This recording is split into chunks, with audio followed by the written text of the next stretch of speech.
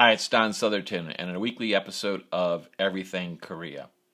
Let's go ahead and get started. This week's topic is global collaboration, an early stage, culturally savvy approach. Collaboration. We see the word used often. In fact, most recently, Korea's top groups have entered into a number of new global JVs, MOUs, and partnerships with leading tech companies in Europe and in the Americas.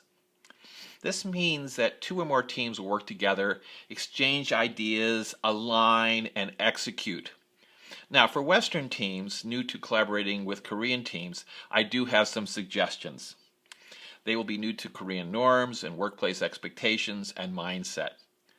The goal is always to work together within each respective culture, noting both add value to the relationship.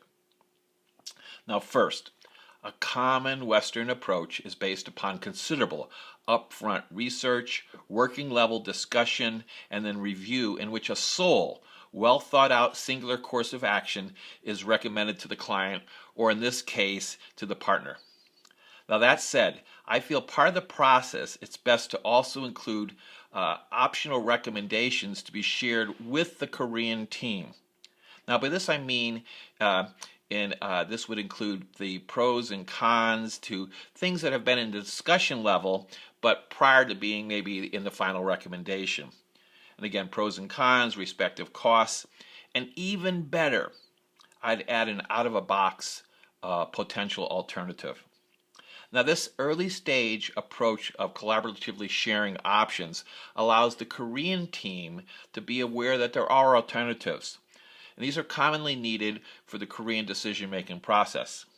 Now, as an FYI, in my personal experiences working with Korean leadership, they asked the teams if there were alternatives as well as additional details. Now, all said, this process will result in not only a speedier joint approval and a course of action, but strengthens the relationship as collaborative partners. Now, for more on ensuring your JVs and partnerships move forward, I'm open to your questions, comments, and requests.